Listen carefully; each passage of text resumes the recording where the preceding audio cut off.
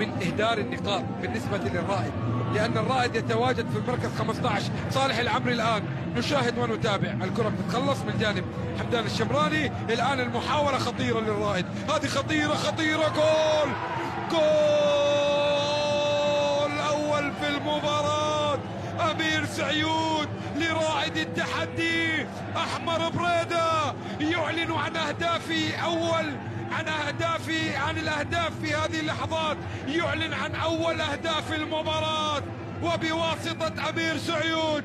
لقد نجح أمير سعيود في وضع الكرة في مرمى مارسيل لوغروهي. شوف الكرة الماضية، قلت لكم هذه خطيرة، الخذوهات مع زكريا هوساوي، ثم الإنهاء من جانب أمير سعيود، معلنا أول أهداف أحمر بريدة، معلنا أول أهداف رائد التحدي. الله الله الله، هدف جميل، هدف رائع، وبأقدام أمير سعيود يعلن عن عودة الأفراح والليالي الملاح